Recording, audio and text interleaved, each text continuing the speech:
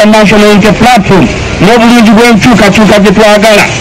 Wemba Habibu interest yange y'okulwesimbawo ku bwa member wa parliament nzirese ebitadde ebbali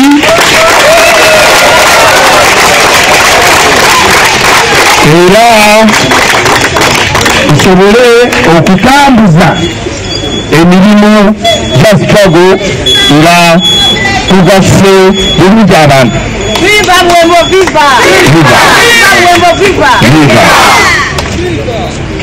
Era owamaze okutuuka ku kusalawo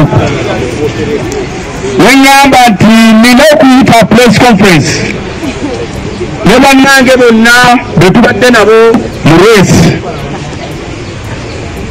twegatte banneegatteko mu lutabaalo luno olwenkulembeddemu tulabe nga tulwana olutalo olugazi.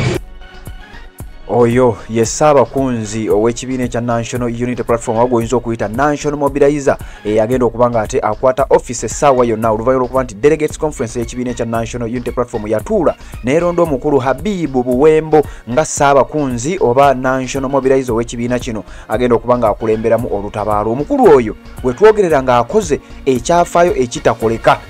Bwe twogerera mukadde kano Habibu Buwembo abadde afuuse omuntu ow'amaanyi naddala mu race ey'okuvuganya ku bubaka bwa parliament mu kitundu oba constituency emanyiddwa nga Rubaga South. Habibu Buwembo oluvannyuma lw'okuba nti yalondebwa nga Ssaabakunzi w'ekibiina ate nga ne histole we azze nga yeeyogerera nga bwe twamukuwa era nga bw'ozze ng'omuwulira nti omukulu ono ali omu ku bannabyabufuzi mu Uganda abaakasinga okusibwa emirundi emingi ng'onono yaddirira Dr. Kizza Besigye. Omukulu ono kigambibwa asibiddwa emirundi mingi nnyo ku nsonga ez'ebyobufuzi era ng'amanyiddwa nnyo nga omu ku bantu abakyasinze okubeera nga bakkiririza mu kye tuyita defiance nti yo kiba kyakwekalakaasa oyo tebeetaaga kumunnyonnyola tebeetaaga kumutumira muntu era oyo y'omu ku abo bazze bakulembera fronts ez'enjawulo naddala ku nsonga ez'okulwanirira eggwanga bwe kituuka ku ky'okwekalakaasa ne bwe kiba kyetaaga kwekalakaasa ye bw'omu era nga bw'omulaba mu kifaananyi awo yalumba office ezimu ng'ali bw'omu bwati bwa Namunigina era yeekalakaasa paka omusango bwe gwali mu kkooti bwe gwali ng'ate gumaze okuba nga gusalibwa embeera neegenda ng'ekyukamu oluvannyuma lw'omukulu okuteekawo okwekalakaasa okukwe ng'ali omu kakati naawongezezaako okulaga nti omukulu ono ku nsonga y'okwekalakaasa ye agamba ne bw'aba ali omu yekka asobola okwekalakaasa era n'ateekawo embeera. Kakati ekibiina ekya National Unity Platform kyamulaba ne kimulonda mu balala ne kimufuula National Mobilizer oba Ssaabakunzi era ng'emirundi mingi azze nga akolagana ne Chairman Nyanzi mu bitundu ebyenjawulo. Kakati oluvannyuma ne bakizuula nti omusajja ono ekyamazima alina amasannyalaze. Kakati wulira kyakoze.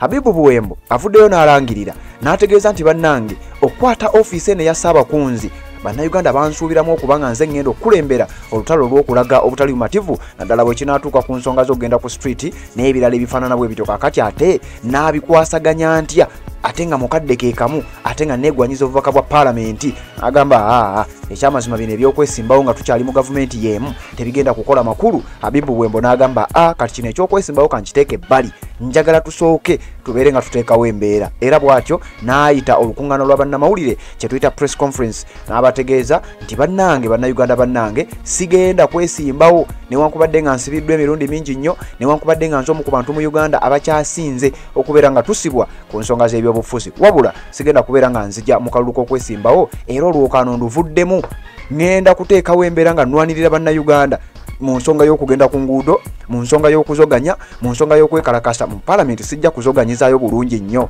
Eno office eyampeereddwa ekyamazima yeetaga nga ndi active ate nga ndi ku ground sijja kusobola kubeera nga ndikwasaganya bibiri. Bw'atyo n'agamba olwokano luno kanduveemu nze siri munnabyabufuzi wa bulijjo kandulekera abalala bagende bavuganye ku bifo ate nze ndabe nga nzoganyiza wano we bampadde oba we bantadde wengenda okuba nga nkwasaganyiza. Habibu Buwembo njagala kuwa akatambi kano oba obutambi buno bw'amaze okunnyonnyola bamubuuzizaamu ebimu ku bibuuzo biwulirize ate nze gye tweyongereyo. Nvudde mu lwokaano oluvannyuma lw'okutegeera obuvunaanyizibwa bwa woofiisi eyankwasiddwa eya Ssaabakunzi n'oluvannyuma lw'okuwuliriza amaloboozi g'abannayuganda abali mu ggwanga Uganda wano n'abali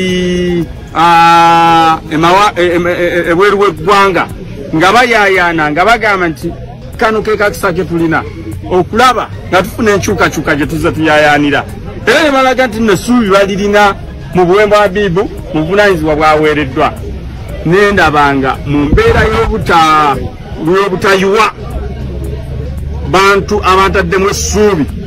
Nina okulaba nga ebirowoozo byange byonna, ebiseera byange byonna mbissa mu kupulaninga, mu kukola strategies n'okugatta bannansi tulabe nga tusindikiriza Muzeeyi Museveni afuuse ekizibu eri eggwanga lino Uganda. Yes, oyo esaba kunzi ow'ekibiina ekya National Unity Platform nga si mulala ye Honorable Habibu Buwembe. Ekifo nno kyabadde ajjako era kyabadde agenda maaso n'okuba ng'avuganyako kyekifo ky'omubaka mu Parliament akiikirira Lubaga South constituency eyo agikiikirira we twogerera ye Aloysius Mukasa era ng'abamu babadde nabo mu lwokaano nga balaga okuwagala kaadi egy'ekibiina ekya National Unity Platform. Kubaddeko omukulu amanyiddwa nga Rain oyo omuzannyi wa comedy naye Aloysius Mukasa yennyini aliyo era abadde asinga nnyo okutya Habibu Buwembo ng'agamba bannange akasajja kagenda kuntwalako kaadi. Kakati Habibu Buwembo agamba nze ebyo sigenda kubikola, sigenda kwesimbawo.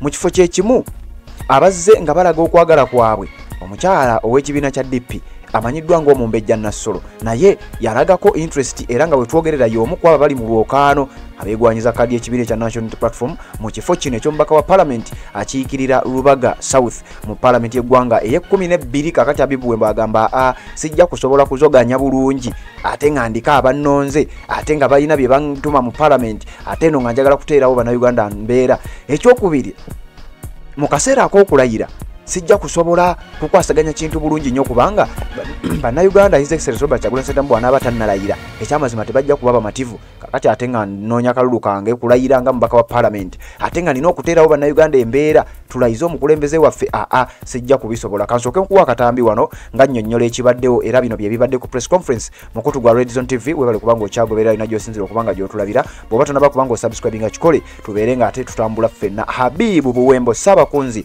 ow'ekibiina ekya National Unity Platform omusajja akyasinze okubeera ng'asibwa emirundi emingi addako emabega wa Dr. Kizza Besigye ye Habibu Buwembe era nga bwe twogerera bw'ati bw'ategeezezza eggwanga kanzije ate mbeere nga nkuwa updates endala.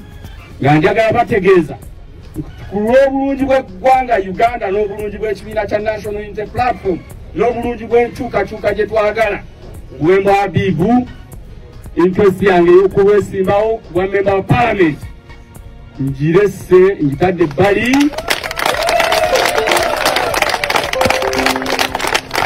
era nsobole okutambuza emirimu gya struggle nga tugasse bulungi abantu. Viva Buwembo, viva! Viva Buwembo, viva! Era olwamaze okutuuka ku kusalawo neŋŋamba nti nina okuyita press conference ne bannange bonna be tubadde nabo mu race twegatte banneegatteko mu lutabaalo luno olw'enkulembeddemu tulabe nga tulwana olutalo olugazi. Oluvannyuma lw'okubeera nga tegedde obuvunaanyizibwa obwo ne ndowooza ku interest ze mbadde ntembeeta ng'omuntu. Interest namba emu kwe kweyagaliza ekifo kya member wa Parliament. Nyingire Parliament nzoganyizeeko eyo. Era Buwembo Habibu nengeraageranya interest zange ng'omuntu ne interest ez'eggwanga n'ekibiina kya National Unity Platform. Nga interest ennene y'abannayuganda n'ekibiina kyaffe kwe kulaba nga tuleeta enkyukakyuka eya nnamaddala tugende mu Uganda empya nga His Excellency Robert Kyagulanyi ye President atudde mu State House. Nenzikiriza nti interest y'abannayuganda ne interest y'ekibiina binene nnyo era byetaaga okusosoowazibwa okusinga interest yange ng'omuntu. Nekola decision eyinza okuba nga abamu eyinza okubawulikira obulungi ne bakisanyukira abamu ne baleeta oluusi olukayirira mu kamwa. Nga z'obufumbo olina omwami naye ng'akutawanya olina omukyala ng'akutawanya bajja ne bakwagalako ne bagenda gwe alina ebizibu mu byenfuna nga sente zikuyita mu ngalo wooteeka sente zifa bufi b'owola tebazza gwe aloota ng'ogwa mu nnyanja gwe alumizibwa omutwe nga guganye okuwona naawe aloota ng'ebintu bikozesa ensonga z'obufumbo nina ekifo ku mugga awali amayinja wennyambulirako ebisiraani ekikwa ekifiiriza omudibo obutaganja obutaweebwa nzijanjaba abantu ab'enzikiriza zonna nsiŋŋaanibwa njeru ku lw'ejjinja gwanjagala kuba ku nnamba yange eyo naawe ali ewala ennyo yita ku WhatsApp